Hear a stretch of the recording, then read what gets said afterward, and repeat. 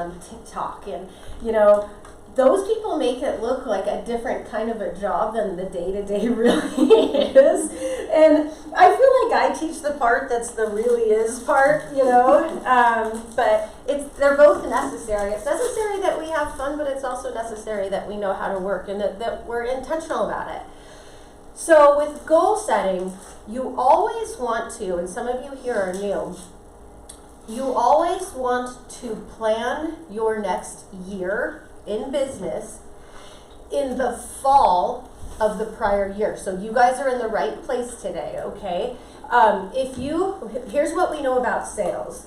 If I start any sales activity, I will start to see results from that in like 6 weeks or so, maybe 8 weeks.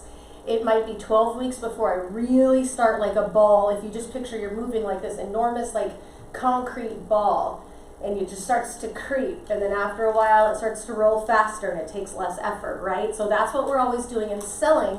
That's why we never want to really stop. So let's say we have like 3 clients, and we're like, dude, I'm so busy, I've got like 3 clients, I've got 3 files and all this stuff. And what's really common in real estate is we stop all of the activities we did to find those 3 files. So when those close, we have to start that ball rolling all over again. And so sort of the name of the game is to always keep the ball rolling no matter how busy we get. That's one of the hardest things about when you become busy, like consistently busy. So I've got clients that, you know, do 50 deals a year, 100 deals a year. It's really hard for them to keep going. You know, it's like one of them's like, Mindy, I've got 10 pending right now. Oh, we all feel so sorry for her. You know what I mean? But it's like, cool, you still have to talk to people. How are you going to do it? You know what I mean? And so that's kind of what this class is. So we're going to start about ending this year, but with the foresight of 2026, okay? In a perfect world, you will go into 2026 with a contract or 2, right? And so it's like, cool, I already have closings for January. Awesome. Or I already have 1 closing lined up for January. Awesome. That's the position that we always want to be in. And the best part about it, for you guys, for people that are here because you care, is that realtors famously, I don't know how many of you have heard this, maybe Gina, they go to sleep once like Halloween hits. Like they just, what happened? What happens at Halloween to where there's nothing else to do? Like I'll never understand it, but like we start to see them drop off the face of the earth. And then we don't really start to see them again until approaching February. It's not even like they come back like New Year, new me, you know, like we all do at the gym or something, you know. They don't even do that. It's like they just lag. And so it's like there's this 3-month period of November, December, January where a lot of your competition isn't working, okay? So I like to take advantage of times like that, right? The less people that are in front of them, the less people I'm having to compete with. And so let's talk about it, okay? So today we are going to talk about evaluating this year, okay? What did we do great? What did we not do so great? Setting clear goals for next year, and what is an okay goal to set? Like, what if I'm brand new? How audacious is it for me to say I want to sell 20 houses next year? You know, what's realistic? We're going to talk about, well, where do you start? A plan, where to go to find leads. We're going to talk about the main thing that gets in your way, which is yourself and your habits. And then how to put together not only a business plan with numbers of sales and transactions and stuff like that, but a skill development plan, because we need to keep getting better all the time, all the while. But we don't want to do it super haphazardly. We want there to be like a method to that as well. All of business planning is about being in control of your business. And the thing that makes me absolutely crazy town in this industry is how many like even reasonably successful people you'll see that don't have business plans. You know, they're just kind of like Wild West. Let's see what happens. I will tell you this though. It'll be really hard for you to find a realtor that does more than I'd say 30 deals a year that doesn't operate off of a strict business plan, right? So there's like going to be this weird people doing really, really decent, selling 15 houses a year. Let's face it, that's decent money, you know what I mean? With no plan and no direction and stuff like that. Maybe they have enough past clients to where their phone rings just enough, you know? We don't ever want to use that to compare ourselves. Because first of all, you're not them and you don't have their book of business. But second of all, because you might have different, skills and things like that that those people don't have and vice versa. So we're going to talk about some of that stuff and how to be intentional about it. Okay, if you would get a piece of paper and a pen out, if you have one. Do you need a pen? Do you need a pen? You good?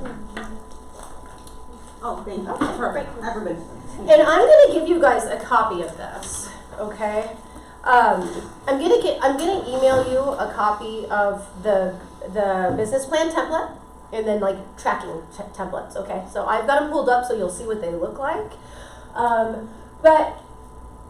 And again, I know some of you are newer here, so don't worry about if you don't have the answer to all of these. This is one of the hardest part about a business plan is we don't always have our metrics.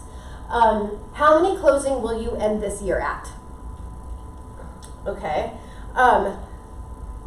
If you are an experienced agent, it's always nice to identify your buy sides versus your list sides. How many list sides did I have? How many buys did I have? The reason you want to know that is because if you had 100% buyers, there's nothing wrong with that. But from where I sit, I'd like to see you part of your skill development plan be taking listings, right? And so like the skills that I would involve you in if I was consulting with you would be listing focused. Once again, being intentional, right? If you have 50-50 buyers, sellers, that's great too. I don't care about that unless someone starts to have so many buyers that they can't take more listings. That's when I start to tell my clients it's time to scale back, and things like that. But it's nice for you to know so you can see where your bread and butter is. If you had 10 deals and they were all sellers, that's great. It's ideal. Keep in mind though, some markets are going to produce heavy list sides and some are going to, like right now, heavy buy sides. So we just want to make sure that we are aware so we know how to work both. And we know how to find both, right? You're going to want to know how much money you've made year to date. If I was ever asking you at any point in the year, if I was ever walking through the office and I was like, hey, how many deals have you closed so far this year? Like that number should roll off of your tongue. If I were to say how much money have you earned this year in real estate, you should know that number too. Those are two numbers you should always know. You should know those like the market statistics. You should know those like what inventory looks like or loan programs look like. You should always know your personal numbers. And the reason I say that is because some of you might be like, well, duh, right? No. You'd be surprised how common this is. I was talking to a team leader and he was like, oh my gosh, no one knows some of these basic things. And I was like, this is my life every day.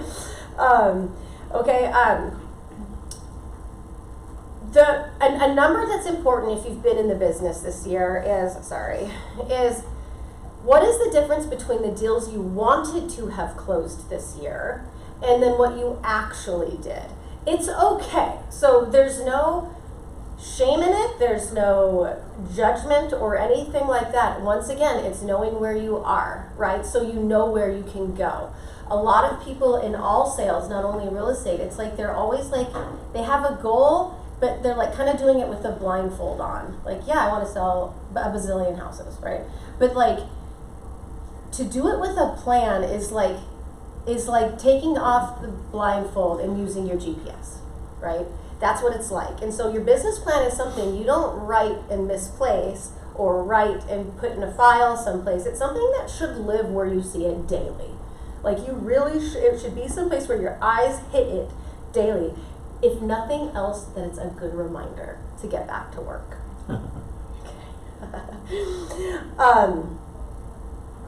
And then you're going to want to know what activities did you involve yourself in this year to find deals. So like I know John's been in open houses, he's knocked on some of his neighbors' doors and things like that. We want to know what we've tried.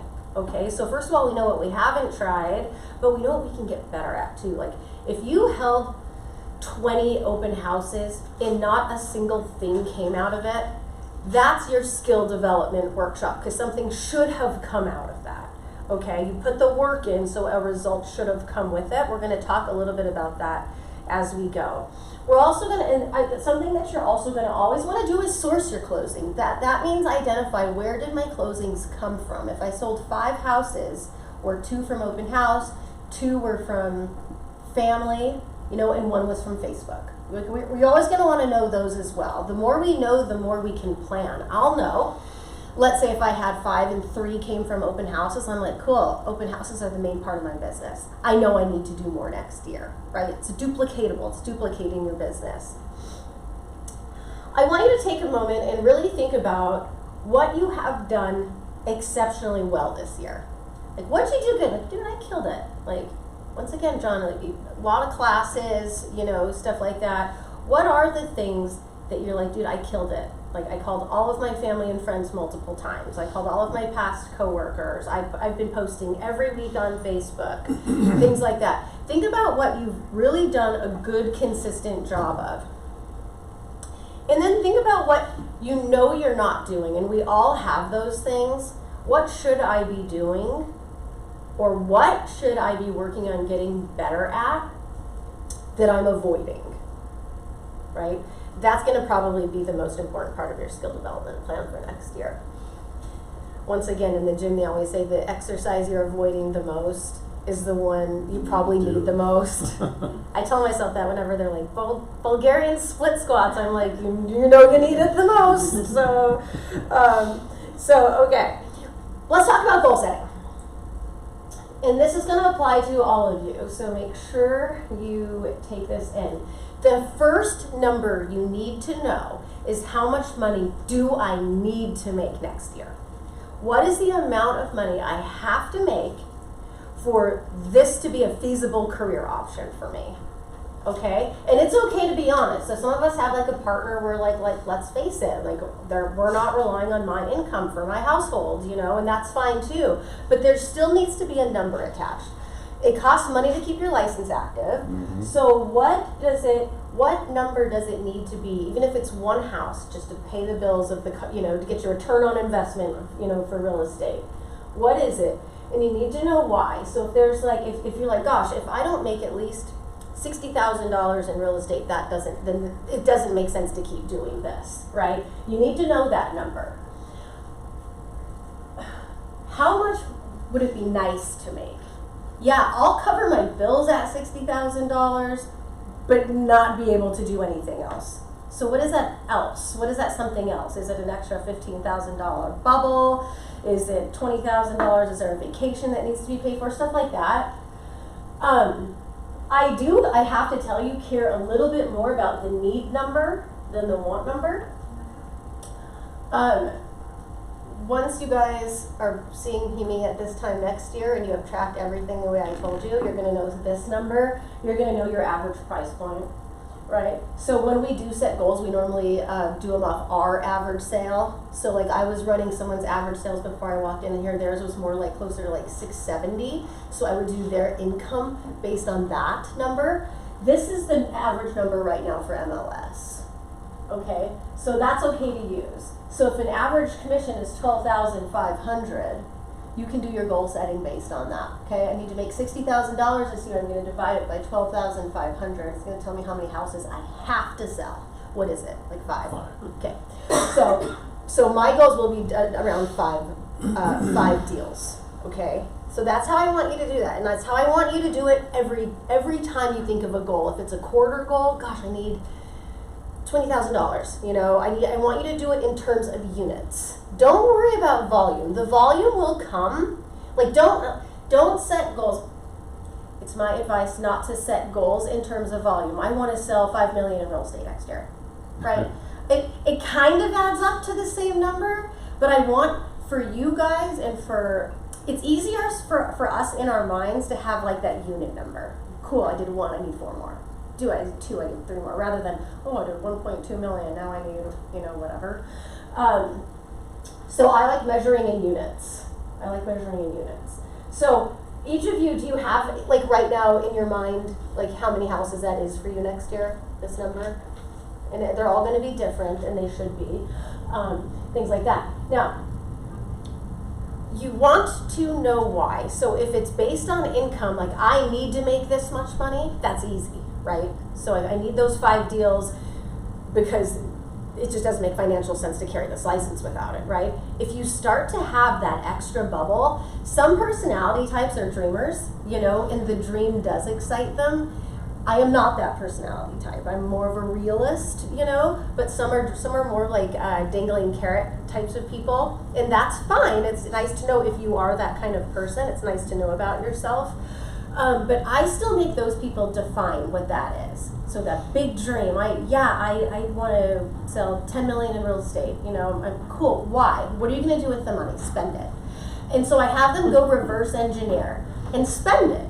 Tell me how much you want to maybe use for investing. Tell me how much you want to use for your savings bubble. Tell me how much you want to use to take your whole family to Hawaii, all expenses paid. You know, we quantify those things. Some people, that's like a car. They're like, well, I really want this kind of car, but it only makes sense if I have this much to put down or something like that. And so those people are really fun because they have like the car, picture of the car sitting in their office, and they're just like, I'm going to get this car, you know?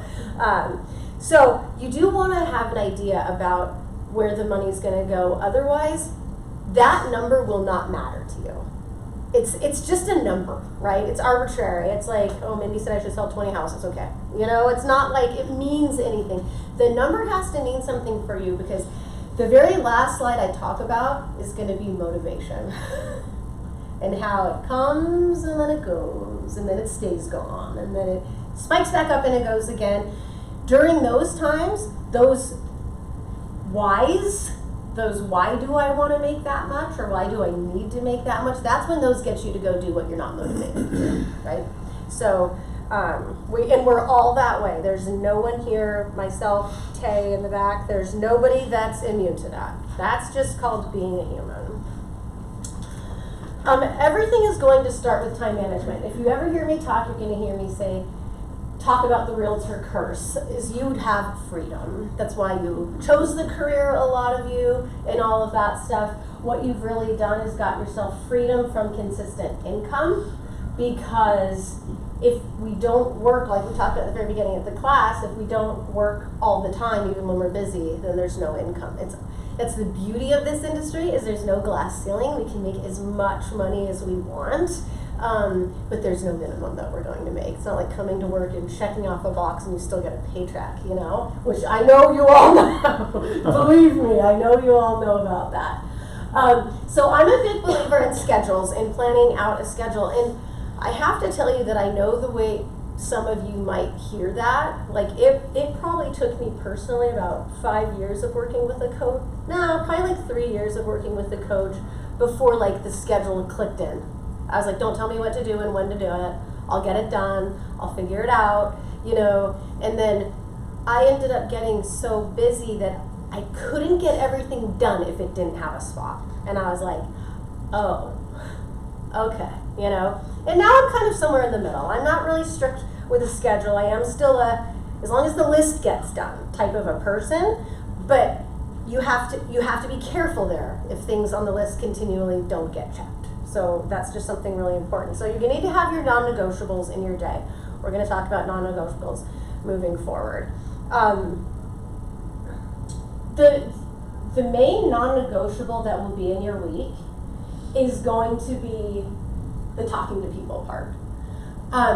If any day as a real estate agent, if there is any day that you don't have a conversation with another human and real estate doesn't come up in it, you were closed that day. Like you had a not in service, not open, come back another day, label on your office door. The most important part of your job is talking to people. Period. It's not your file. It's not your showing. It's not your listing appointment. It's talking to people every day. And we're going to talk about where to find them at, okay? Luckily, there's people, everyone's a prospect in real estate. I tell the story all the time. And once again, if you've ever, I talk about this all the time. I had a coaching client one time that was in a gas station. She was getting gas and she ran in for like a bottle of water. And she's a chatty Cathy, so she was talking to the clerk, you know, and real estate came up, and she's like, well, hey, here's my card, you know, whatever.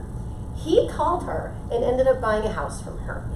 And so everybody we come across every day is a prospect, and so we should never presuppose who the person is or what they do for a living or anything like that. We should always be looking at how we can help somebody. And even if it's getting them in a position to buy or something like that, there's always a way we can help people or help someone they know. We'll talk about that. Okay, so income producing activities, that's where all of our deals come from, okay? It's easy to feel busy in sales without being productive. Those two aren't the same. I'm busy today, let's say, making pop-by gifts. I'm busy today getting my Christmas card list ready for my clients. You know, yeah, you're busy. Is that making you money? No. So those are two totally different things. So we're going to talk about income producing activities, active versus passive. They both have a place in the business, but these are your sources. Okay, so when I talk about where are your deals going to come from and how are you going to source where they're coming from, these are the sources. And there are more, but these are like the main ones, right? The active activities are anything we do that we can control. Passive activities are things worth doing, but we cannot control the outcome. But I can put a real estate post on social media and cross my fingers and hope someone shoots me a DM, right? I can set up an open house and set up all my beautiful signs and do all my preparation, and I sit there and I wait and I hope, right? I can't control how many conversations I'm able to have that day by doing that. Again, worth doing? Hell yeah. Controllable? No, not at all, right? So we have to have a healthy mix of active prospecting activities. I want you to plan on having 4 sources for next year, okay? So when you are doing your business plan, I want you to have 4. To get up above that starts to be hard to manage, and to get below isn't going to be enough, okay? So your past clients, that is a source, okay? Or your family and friends, your database, the list of everyone you know. Even if you're from out of town, because we know many people move to Arizona, social media can be a source if you work it the way you're supposed to. And that's a big if you work it the way you're supposed to, right? Calling expired listings, knocking on doors, open houses. I said open houses in the passive part. For people that I work with, I turn it into an active prospecting activity by having them invite neighbors beforehand. So for instance, I'm going to set up an open house and I hope 10 people walk in. That'd be wonderful, but I can't control that, right? I'm going to go knock on neighbors' doors and invite them until I've talked to 10 of them. That way, before my open house even starts, my contacts are made. Anything else is almost gravy at that point, all right? We're going to talk about how many conversations you're going to want to have as goals as well. But think about it, like emails, networking, all of these things, like they're worth doing. Working on your files, that's not technically getting you your next deal, you know? So they're past activities, and we've got to watch out with these because it's easy to take up a day or a week or more with these activities. The guy that James Clear wrote Atomic Habits, and he says the most dangerous things on your to-do list are items like 4 and 5 out of 10 because they're reasonably important, but they're not 1, 2, or 3. 1, 2, or 3 are what you're avoiding to get to 4 or 5. So in this industry, with so much autonomy that we have to be really careful to be disciplined with our time. And most of your time should be in this. Okay, most of your week's time. Is this an email you're sending us? I can send you my slideshow after. Do you mind? No. Otherwise, I could. No. This gentleman No, you're totally fine. So I wasn't sure because it's I'll send it to you after because I'm sending you the business plan after, and I want you okay. guys to take a I look knew you at said it. it's something. Yeah, Thank you. yeah. Just like to. I'm a big fan of that, so people you don't just sit right, you know.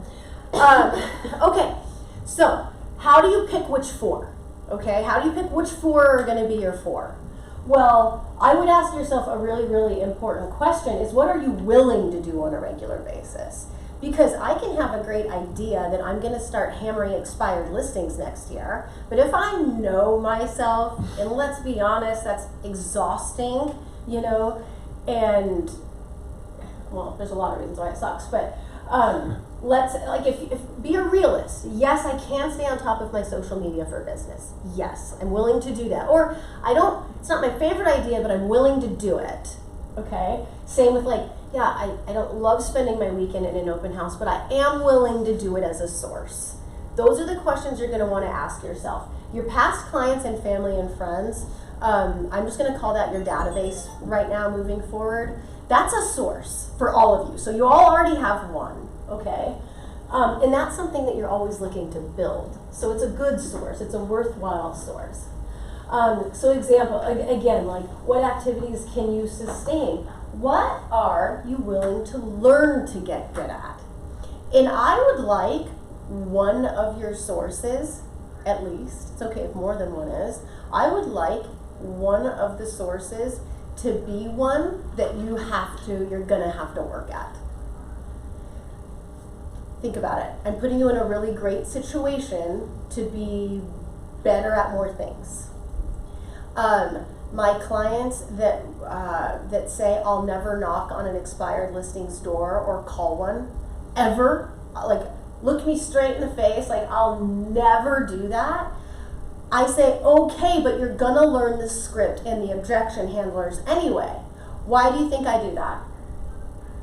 Because it's gonna happen. I'm gonna be in an open house, my source, and someone's gonna eventually come in and go, yeah, I had my house up for sale, but it expired, I don't know. Oh, well, shit, I didn't learn that script, so bye, you know what I mean? As opposed to, oh my gosh, what do you think stopped the home from selling? What did your realtor say to you? Where were you looking to move? What are you gonna do now? What's your plan? If you didn't know how to pivot, that's putting you at a disadvantage, right? So we're still gonna know how to talk to all of these different groups of people, even though if it's not gonna be one of our sources. So I would like you as part of one of your skill develop, when we talk about skill development plan, whichever source you choose that is something that's gonna be having to get you to change. And for some of you, you might be like me, that might be social media. You know what I mean? There's no right or wrong. I'm not splitting hairs and going, oh, it's got to be the hardest thing I want you to learn. It can be something that's not, but something that you have to add in to what you're already doing. All right? None of us, I think we can all agree, are where we exactly want to be at this moment. So we're going to have to do some extra things to get us there. I always tell the story about myself too, and here's why I'm a big believer in this. Outside of watching my clients, a lot of paying a coach for their time and to help you is them getting you to do a bunch of things you would have never done on your own, right? And so when I first started out, I was told, and this was a different day, but I got put on phones. And with a piece of paper in front of me of what to say and a list of paper phone numbers, and I was hand dialing a regular office line. It wasn't even a cell phone. And I hated it. And when anyone was mean to me, my hands would tremble. I'd be like, this is just my job. Oh my gosh, you're so mean. People are mean. And I hated it, and I hated it. And one day I got good at it. And to this day, if I need anything done fast, I just start picking up phones. So it's why I'm a big believer in it. It's why one of a pain point with me with our own mentorship program is if one of our agents say they're not going to do something, we allow them not to. And I'm like, well, you're lucky I'm not your mentor because you'd be doing it anyway. So one thing, all that to say, one of your 4 things, I would like it to be something that you're going to have to learn, hone in on, sharpen, something like that. All right? Does any of you just automatically have 4? 4 sources, 4 ways of getting business that you already work all the time? I've got 3. Okay. Yeah. That's really common. 2 or 3 is really, really common. 4 starts to get hairy. Here's why 4 also. And it can be 5 too. 4 or 5 is my favorite place to live. I want you all to think about like COVID, when all of a sudden one day the world went, like first of all you can't be near each other, but then you can't be in the room with each other and all these things. Offices had to close. Anyone who was only doing, let's say, open houses and door knocking was out of business for a minute, you know? Yeah, I mean, I mean, think about it. Like, so it's in some markets, there are no expired listings. So my clients, that I have one client right now that works in a small market in California. She's done most of her business off of the expired listing, and they're dried up. There's like one a day. And obviously she's not gonna get the one every single day. Like that's like, okay, pivot. Like right now she's tripling down on her like database of people. You know, that's like her plan, but we need to be able to do that. Oh, cool, that's not hitting. That's okay, I have these 3 things. Oh, the world just ended again and we can't do open houses. No problem, I'm gonna go to these 3 things. Right? So you see like the relevance of being able to do that. The people that have the longevity in the business, so when you see a realtor that's been in the business like 20 years, you know they can do this. They've done it twice in 20 years, right? That's like the survival of the fittest in real estate, is gonna be your ability to pivot or, you know, turn on a, you know, whim if you need to, right? And you could be 15 years into the business and something else changed, and you do have to learn like the ROIs, or you know what I mean, short sales. At one point we all had to hurry up and learn, so you're still gonna always have to, but best to have like a strong like treasure chest of tools. You know, these are your tools. I always recommend starting with the people you know. Is there anyone in here that hates talking to people you know about business? Yeah. It surprises me, because it is the one thing I will say about sales coaching that surprised me, is how many people would rather talk to strangers all day than the people they know, or the people that only want to talk to people they know and never a stranger. It's like you're one of the two, you know what I mean? And so you know who you are, and it's important that you know that. It doesn't get you out of it. You know, you're still going to do it. You're still going to talk to everyone you know. Okay? Do you guys all have the list of everyone you know, like written somewhere, or in an Excel spreadsheet, or in a system or something? Pretty Okay. much. That'll be the first thing you'll do as part of your plan, even if it's an Excel sheet. Name, cell phone number, email address if you have it. It's a great place to start. We can build it from there, but getting them down. A good place to start is your cell phone. So you can literally export your contact list from your cell phone into a CSV file and email it to yourself. So that's a good place to start. Really? Absolutely. I'm so glad I stopped in. See? 30 seconds, you already learned something. Doesn't know very much English. Yeah. Consider the source. Wait a second, how come I all of a sudden became straight up Johnny? Yeah, you're just that kind of I didn't person, even you come in know? like a big entrance or nothing, I just sat down for Christ's sake. Just trying to be quiet. And This is a tough brokerage you came around with.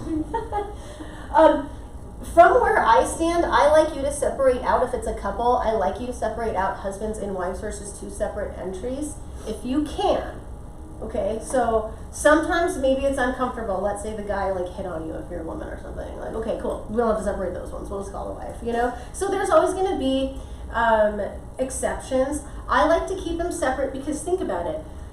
Your significant other knows a completely separate list of people than you do. So I might legitimately ask a husband, do you know anyone I can help right now? And him say legitimately no, but he doesn't know that his wife's coworker has somebody. So I like to have 2 separate conversations. Your goal when you talk to your family and friends, past coworkers, people you know from golf or whatever, isn't, look at it this way, is not to sell them a house. It's not to help them buy or sell a house. You will, once you do it long enough, you're going to, but that's not the goal. The goal is to get access to everybody they know. I want access to their 100 people. I only have my 50. I want access to that 50's 50. That's the goal. So think about it, because like sometimes people will be like, gosh, I called everybody I know, Mindy, from this list. and absolutely nothing came from it, it doesn't work and whatever, maybe not, right? But the goal is now you live here in their mind because I've spoken to you. And so now when I'm at work tomorrow and so I hear in passing someone's getting their house ready to sell, instead of being like, oh, how exciting, good luck, now I'm going, whoa, wait a minute, you've got to call John. Here's his info. You know what I mean? That's the point of those calls, is to keep yourself here, and you'll want to reach out to them 4 times a year minimum, and it can be call or text. Your emails and your social stuff is extra to those. Calls or texts count. And the text and calls, you guys, they don't even necessarily have to be work related. I let people kind of slide off on that, because normally in a conversation, if I go, hey, how's your hair salon going? They're gonna go, what's up with real estate? And so it just happens. You just want to be relevant in their mind again. This one's really, really important. Anyone you give business to on a regular basis needs to know that you're in business also. So think of your barber, your hairdresser, if you have a nail tech, which I clearly don't. Think about your landscaper, your pool person. Anyone that you're giving business to on a regular basis, you should be looking to give you business in return. And I like to do it in a really reciprocal manner. And so, hey, think about people who are like us and they're in front of people all day. They're gold. Those are the people I want to know. I want to live here all the time, not once a quarter or whatever. Ask if you can hold 5 of their business cards. Can I hold on to 5 of your business cards in case I'm talking to people all day? Would you mind holding on to 5 of mine? I know you're in front of people all day too. And we always think that might be maybe embarrassing, or maybe it looked desperate or something like that. But have you guys ever helped someone with their business, given them a client? Have you ever? Absolutely. How does it feel when you get to do that? Right. It was great. I'm like, dude, it's gonna work out. Cool. We get happy. That's how they feel when they do it for you. Right? So give them the opportunity. Make it as easy as possible for people to help you.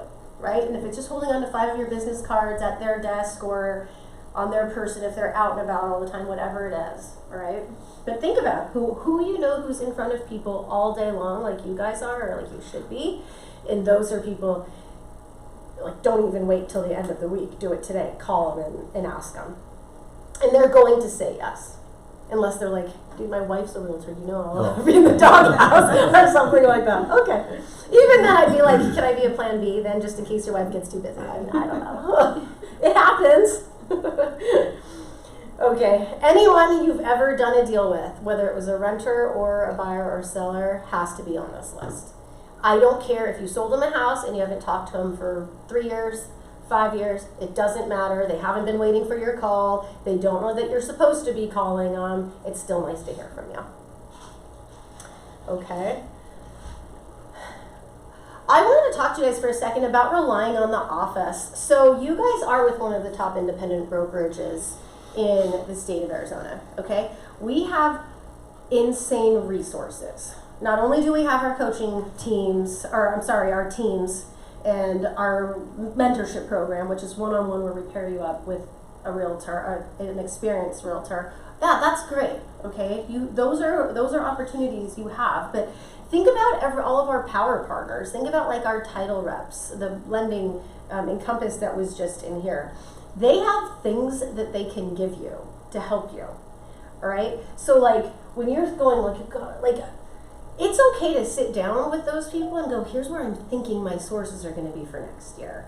Do you have anything you can either do to help me with these, or any, information or tips you can give me? Because they're out there too, like you guys are, right?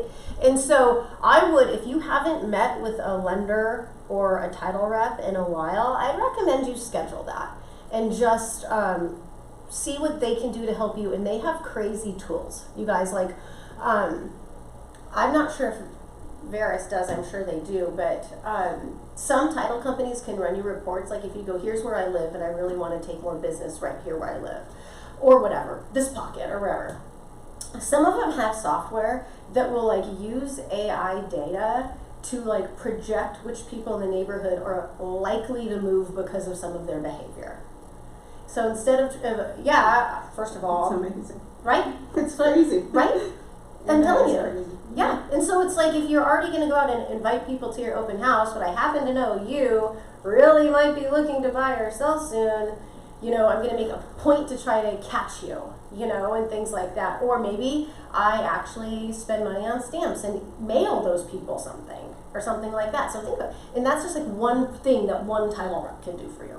So we really want to make sure there are so many cheap and free ways to get business in real estate. We want to make sure that we are exhausting those before we start putting money into something. So watch this. Let's just use this as an example.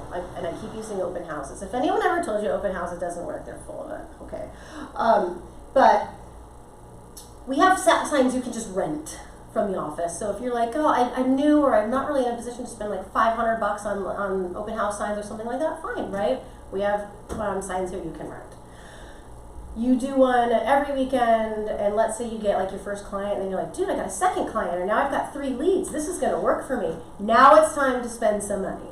We know this is gonna work for me, and it's gonna be a source. Now it's time for some money. It's similar to, let's say, social media. Let's say you start posting more, and certain things start hitting, and you're like, gosh, I wonder if I put some money into an ad, or I wonder if I boosted something, if that could make a difference. So I like to exhaust all of the free avenues, and then you can kind of see where it's going to make sense to put some money. Like that's it. Some people, like, as soon as they get their license, they're like, I'm going to go get like this super expensive website. I'm like, why? What if your clients never use your website? We have a free one. Choose the free one for now. You know what I mean? I would also utilize, and I was talking to a friend about this morning, it's a realtor.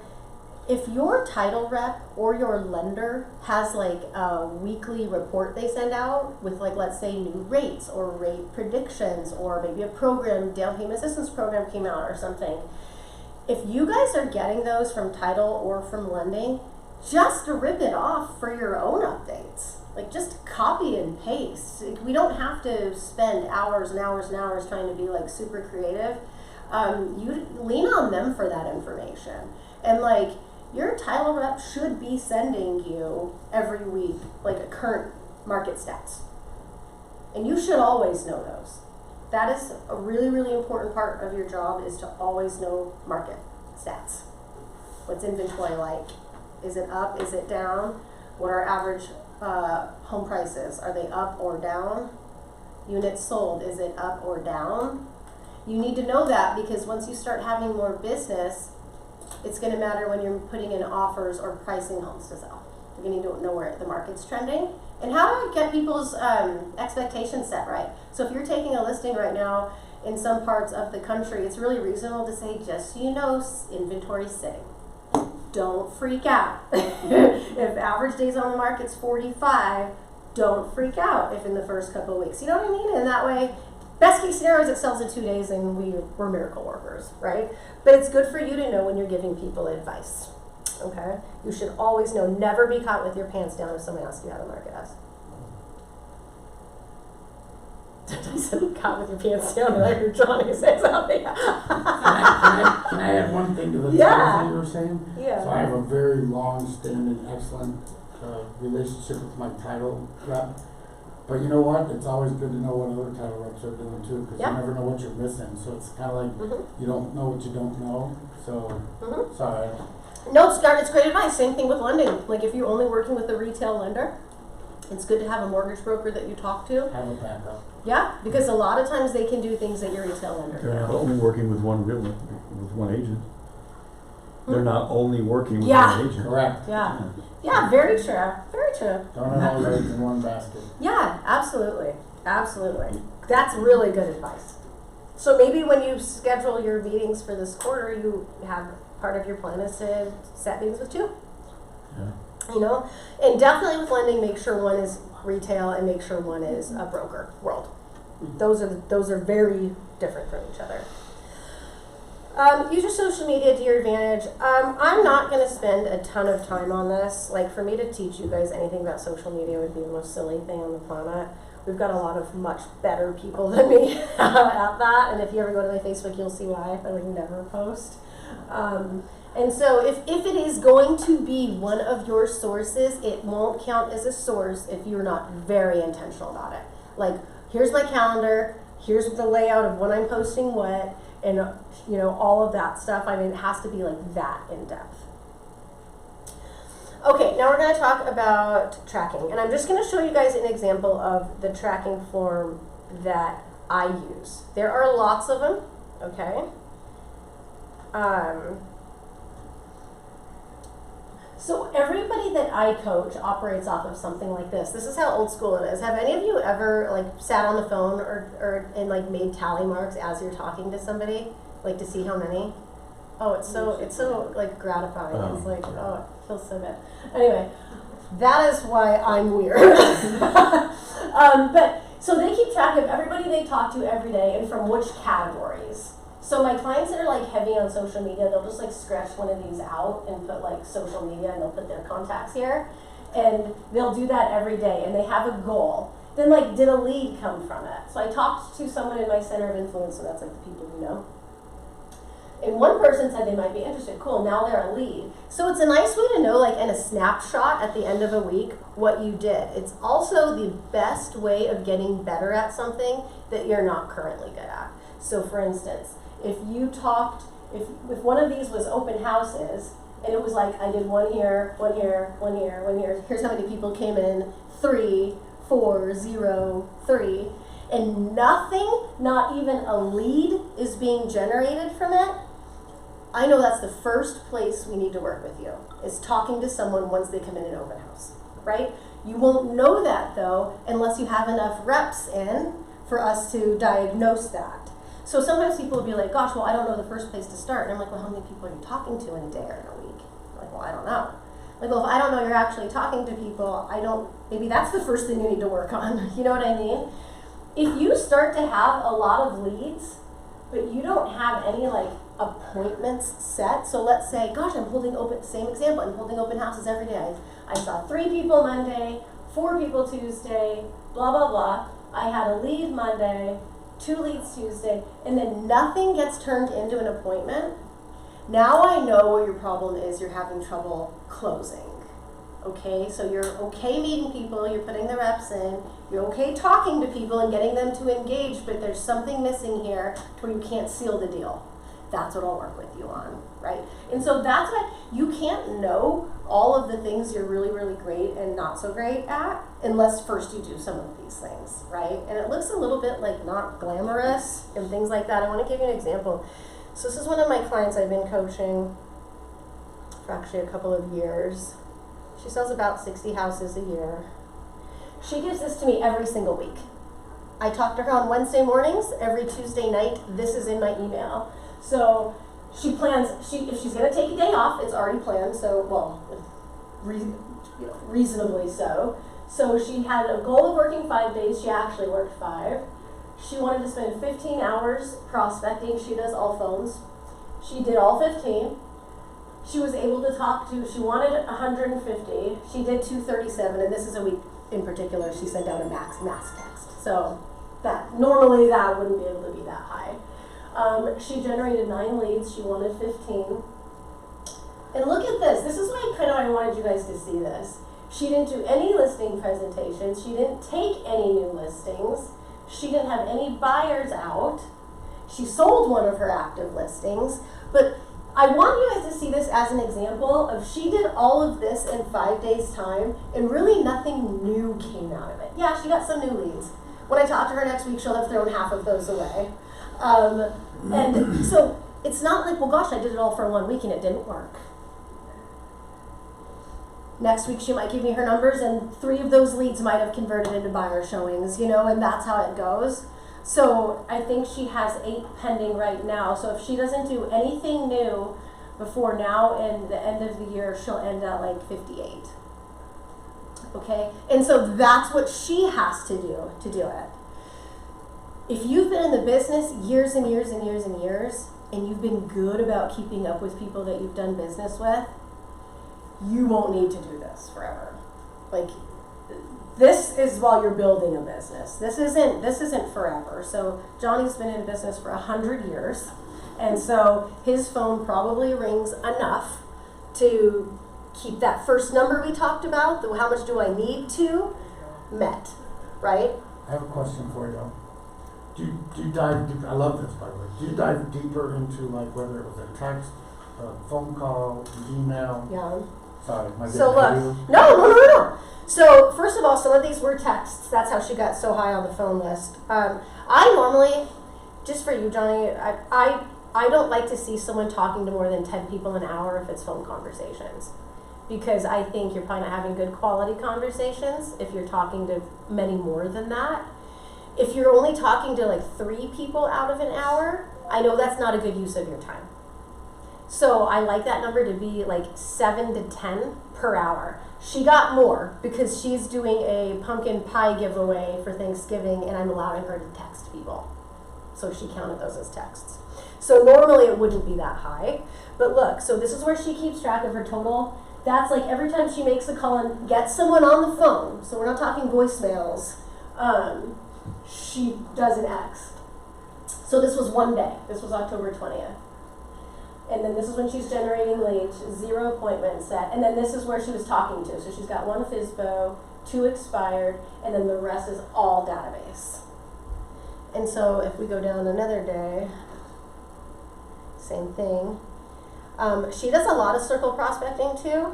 So like just listed and just sold. So she's not showing it this week because she was so busy with her pie outreach. Oh, here she did. So if she has like a listing, like she'll call around it, the neighbors, and be like, hey, I have a listing down your street. That's my sign. Have you seen it? You know, do you know anyone that might want to move in and stuff like that?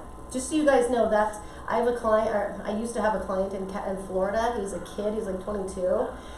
That's all he did because he couldn't afford to buy lists of like expired in FSBO. He freaking killed me. He sold like 22 houses his first year. So you have to talk to more of them, but they're still a good list, and they're friendlier. They're not mean to like expired and like for sale by owners. Those guys are a little. Have you ever called those guys? I'm not a for sale by owner. Yeah, they're combative. They're tough. Yeah, they're combative. That's why I like to start you guys off with the people you already know, people you've already worked with, stuff like that. They're typically going to be nicer to you. Just listed and just sold. Less combative, open house people, even when you're knocking before the open house, less combative, we're just inviting them, you know, what's the big deal, you know? Ask another question? Mm-hmm. Sorry guys. Mindy, when you knock doors open house, do you do 10, 10, and 20, or how do you? I would have them do it based on a contact goal. So I don't care how many knocks, I care how many people did you talk to. I would do it that way. So, and I was going to talk to you guys about this, about your contact goal. It's in the other part of this conversation. For you guys, I put this in here because I know this will be part of what I email you guys as well. This is the 1 week plan. So this is what she's working off of. And yours doesn't have to look like hers. It should not. If you're doing this right, it would look very different from hers. Let's say I want to sell 5 houses next year. My day's going to look really different from someone who wants to sell 60, okay? So let's say I really want to work 3 days this week. So I'm going to put the goals all out. I want to talk to people 2 hours a day on those 3 days. So that would be 6. You know, how many people do I want to contact? When I say contact, I mean how many people am I actually talking to, right? So if I text someone, did they text back? That's a conversation, that's 1.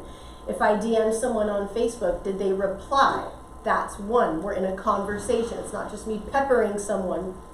That's not active, that's passive, okay?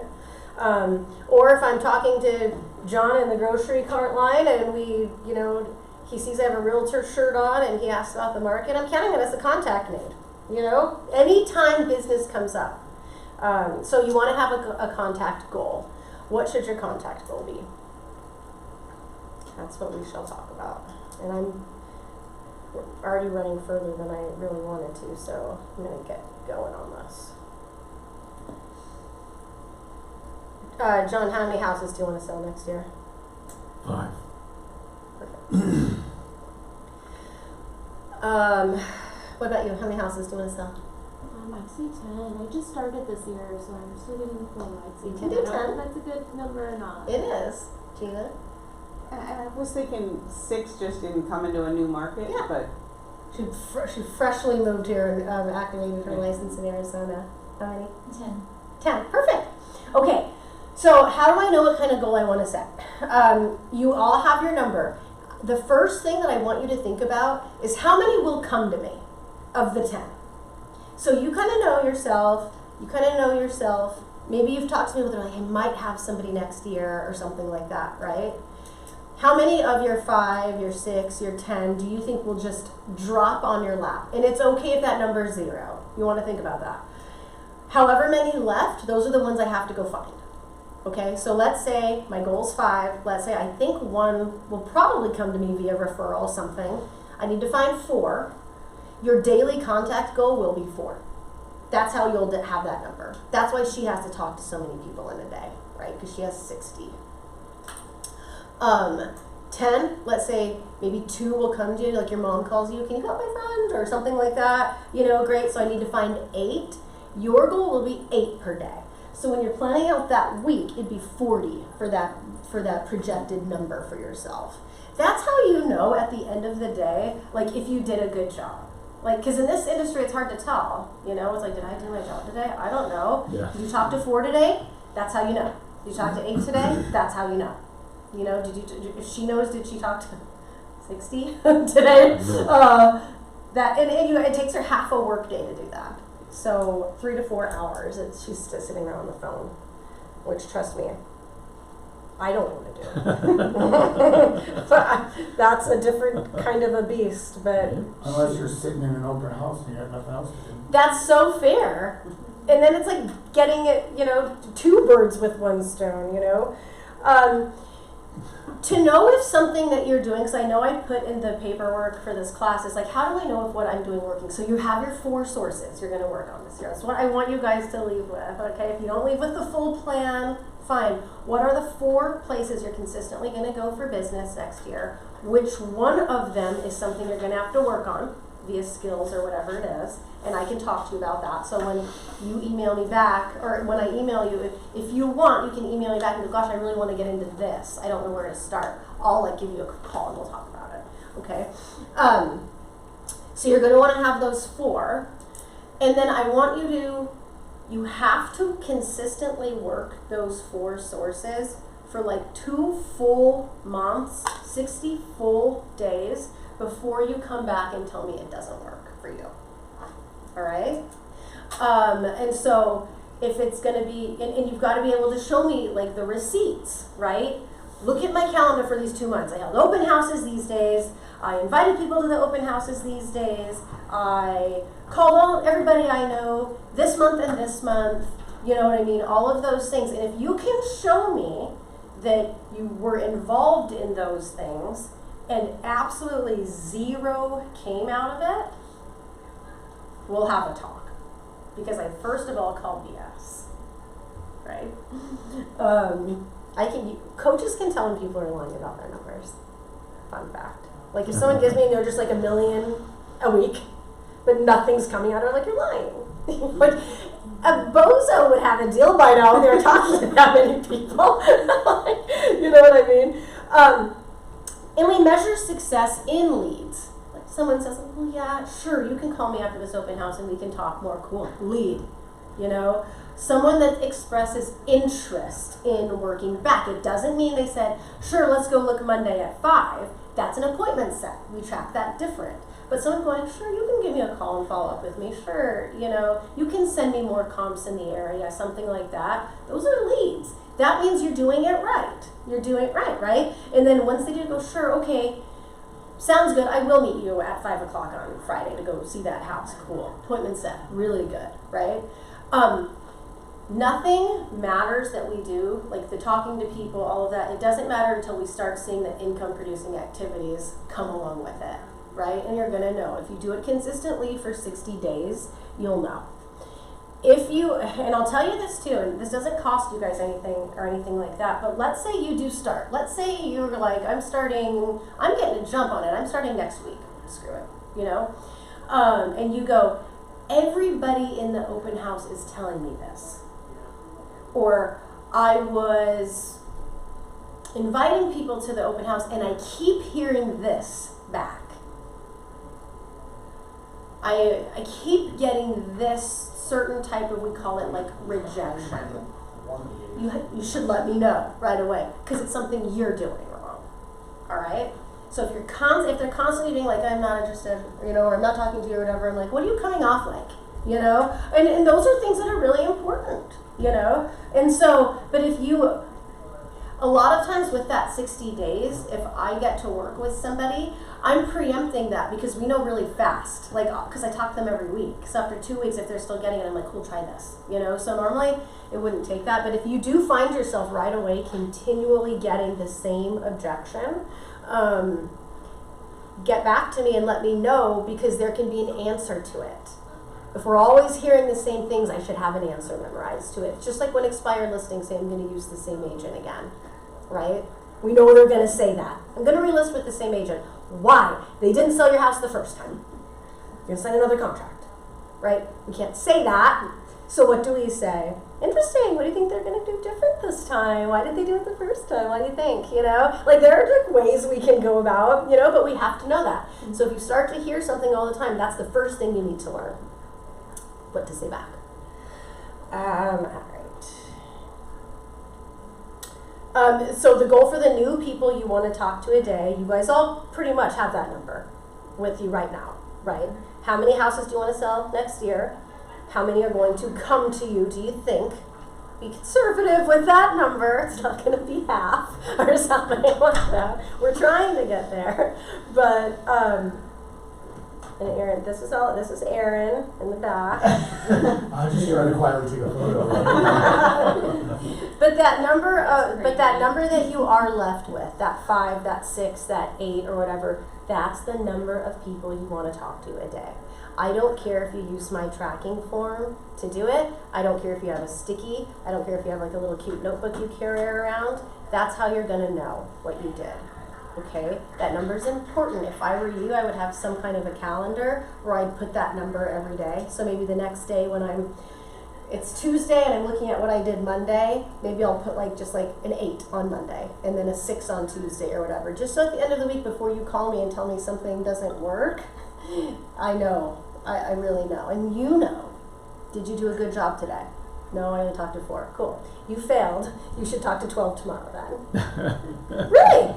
If you miss, So one time I was coaching a woman and she hated to work on the weekends. Hated it.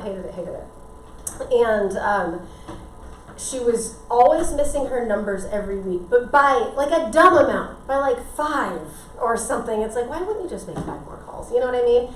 And it got to the point to where her punishment that she gave herself, because I can't make anyone do anything, they're adults, was she'd have to do it Saturday morning. She'd have to catch up on her extra. So if she missed every day by 3, now she's got to talk to 15 on Saturday morning. And it was just the most ridiculous thing. And she would because she's great, But that habit only lasted 2 weeks. And then there was no more Saturday calls because she didn't need to. She's like, I'm not working Saturday anymore. So it's important to take it that seriously. But now you guys can kind of see why that knowing why you're doing it and why you want that amount of money is important. When you're on that 5th person and you need 2 more and you just don't feel like it and your friends are like, we're going to happy hour, and whatever, it's that's why you make the 2 more, so we have to find whatever it is for us that reins us back in. If it's a photo, if it's a picture of your kids, whatever it is. Your follow-up's going to be really, really, really important. Do you guys know what lead follow-up is? I mean, someone says that if you meet someone in an open house and they say, sure, you can keep in touch with me and send me an email or something, do you guys do that? And then if they don't reply, do you know what to do next? So they just go away at that point? Bye. Don't reply. Okay, so we need to talk about lead follow-up. Okay, so the leads are the list of people that express some kind of interest in working with you or being contacted by openness and being contacted by you, whatever the case may be, okay? The number one reason realtors don't do it is because they don't know what to say, right? I'm bugging them. I don't know what to say, I don't want to seem desperate, any of these things. First of all, the kindest thing anyone could ever say to you was like, hey, I'm good, I'm all set, I found someone, I signed a contract, whatever. Cool, now I can take you off my list and stop wasting both of our time, that's great, you know? So don't worry about that. If after you talk to somebody wherever you met them and you do follow up on whatever deliverable it was that you promised them, and by the way, that's really important. Like if you tell someone I'm going to get you comps tonight, you better get them comps tonight. If you're telling them I'm going to call, what time can I call you? Oh, Wednesday at noon, I'll make a note. You better call them Wednesday at noon. Like whatever it is for you that you have to do to remind yourself, set an alarm, put it in your calendar, whatever it is for you, you need to make sure you put that backup layer in, because all you need to do is not keep your word once, and they're not going to trust you anymore. And we only transact with people we trust. So you need to show you're dependable. So all your deliverables need to be met, but let's say they don't answer back. So let's say you promised them this and you get it, and then nothing. And then you text them a couple days later and you're like, hey, I know sometimes things go to spam. I want to let you know I did send you what I promised you. Is there anything else I can help you with? And let's say they don't respond again. I'd say call them again in a couple of weeks. Because how often have you guys has someone called you and you're like, oh my gosh, I'm so sorry, I owed you a call. My dog got sick. I've been in and out of the vet. Like, how many times has that happened? Like, people are human, right? So we don't want to presuppose that they're annoyed by us. We want to presuppose they're just busy and they need us to be the ones that are proactive, okay? So that's really, really important. You'll need to set time to do that every day. I'm a big fan of CRMs. You do it however works best for you. That's okay. I want to end on your skill development plan because I want you to look at the rest of this year. So you have a little over a month and a half, and then I want you to look at January, like through December of next year in quarters. So the first quarter of next year, what do you want to work on as a skill development plan? Like, what skill do you want to sharpen? Let's say you've never worked with a listing before. Maybe it's you need to get better at talking to sellers. Maybe it's you're honing in on your social media and strategies for that. There's no right or wrong, but I want you to have something so that, because in this industry, I don't know about you guys, I'm inundated with like class on this, training on that, event about this, come listen to this guest speaker, like all of these different things. I want it to be like, I need to know, I need a gauge of what to hit and what I can afford to miss. Oh, that's on social media, or I better get my butt there, you know? Oh, that's on like creating like a really crazy listing presentation, I better get there. You know, that's how you'll know. But it's also how you'll go out of your way. So let's say you can find a podcast on really, really good social media for real estate. Or maybe there's a podcast on getting people whose listing has expired to work with you instead of somebody else. You know what I mean? Okay. And all of those kinds of things. So I want you to have a couple of things. I don't think you should have like 10 things. But I think maybe like 2 or 3. And you can start it now. So let's say you start now and this goes all the way through first quarter of next year. One of them will likely have to do with whatever that uncomfortable source is that I had you put in. You know what I mean? But there are just so many things you can do from there once you make that decision. You know, so many free resources, podcasts, books, classes, I mean, you name it. And stuff like that. I am a big believer in scripts and knowing what to say. If you guys want ideas on scripts, I can send you a few just to kind of... Scripts gets a bad rap, but all they are is teaching you good questions to ask somebody. Like, a selling conversation isn't me telling you how wonderful I am. That's not a selling conversation. A selling conversation is when I ask you a question and listen really, really intently to your answer to see how I can help you with what you need. Someone was asking me the other day here, they're like, do you go through this? So we have a recruiting for my home group like pamphlet. And it's like, do you sit here and go through it like page by page with whoever you're talking to? And I go, no. And they're like, well, you're the first person we've ever had that doesn't do that. And I was like, if I did that, I'd be not telling giving them the information on why they're there. I'd be giving them information that they don't care about, right? So I find out why someone's with me, and then we talk about that, right? So that's what you guys will look like you're selling with your buyers and sellers as. You know, I need to be able to ask you good questions, really listen to what you have to say, and then ask you more questions and elaborate. That's how we gain trust with people. They're like, I always tell people this one fact because it's so fun.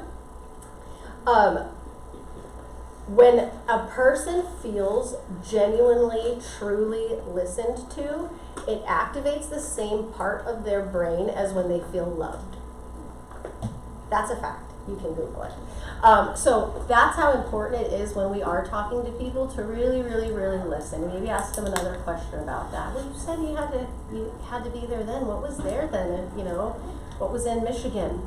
You know, gosh, how did it feel when you had to rearrange your plans? Oh my gosh, you know, things like that. That's how we get people to buy from us or to transact with us. So, skill development plan. I'm going to send you guys this and everything else that I told you I would send you. It's all pulled up in my computer. And then let me know. So let me know if you want me to like talk to you about something else or give you a script on something, or if you go, gosh, Mindy, I've done this many times and none of them are working, why? You know, I'd be happy to brainstorm with you guys on stuff like that. And then the last thing I would end it on is like the consistency. It's all gonna come down to the one who will do it and keep doing it. On the days and weeks that it doesn't work, show up the next week and do it all over. That's the difference between someone doing 60 deals every single year and someone who's not, right? That didn't phase her. She didn't get on the phone and even bitch about it. Like, oh, that was a bad week. We didn't even talk, we didn't even discuss it, you know? It was just another week, you know? So reminding yourself of why do you have that goal up? What was it? Because that's going to get you to keep showing up. I am a fan of accountability, and I have learned over the years that no one else is except for me. So something that you can do is build that in for yourself. So maybe if you have a significant other at home, talk about someone who will ask you every single day if you hit your goal. I mean, almost annoying. It's like, okay, I know I asked you for that. Let's just stop that. Let's not do that anymore. But like, your kids. Hey, Mom, did you talk to your 5 people today? I mean, they will do it. You know, they talk about people that will hold you accountable. Or maybe it's someone in the office. Maybe it's someone you regularly see in a class or something like that. You're like, hey, check in on me and ask me how many people I've talked to, you know, and things like that.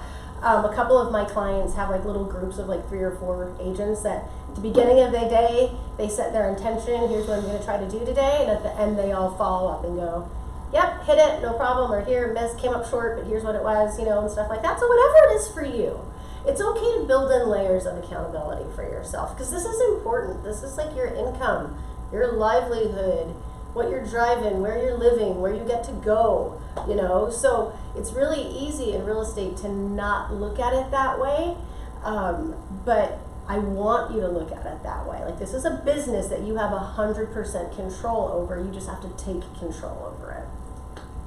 And you have a lot of resources here. So, I mean, use us as well. And this is all my personal contact info. So if you want to call, this is my cell phone number and my email address.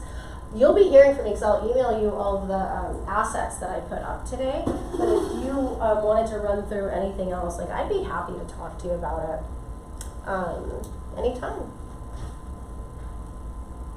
Any other questions or anything like that before we go? You're wonderful. You're a great motivational speaker. Thank you very much. I am? Yes, Oh you my are. gosh, you tell a lot of people that? No. Keep it for yourself. That's okay too. That's fair. Thanks for coming, guys. And honestly, I would totally get a kick out of it if you sent me what your sources were going to be and one skill you wanted to work on. I think that would be a great place for you to start. And just start now. Like I said, the bulk of your competition is sleeping. This is a great time to get your foot into the door. Like, I'm already even starting to hear things like, well, my realtor said they were going to call, but they didn't. And I'm like, what do they have going on? Right? one file or something, it's like you can't call someone back. But this industry is notorious for that, where if you just do what you say you're gonna do all of the time, it'll put you in a different category than most realtors. I mean, it's so sad, but it's true. It really will. People like to work with people they can depend on. All right, well, thanks. Did everybody eat? Yes. All right, good. Well, have a good rest of your day. Thank Don't you, thank you. Oh my gosh. Sorry. How's everything with things going with you, John? Yes, thank you. Thanks for coming. What's going on here? Okay. Oh, your pen. Interesting development. Oh, thank you. I'm That's from the my off. house It's to the the front. off. Oh, Really? Yeah, yeah, remember Tom Ackerman, the other side Yeah. of the folks' house, the broker here, blah, blah, blah. He found this great little house, it's in Cape Creek, southern Cape Creek, near, like Tatum and, Dixie Road. Mm-hmm.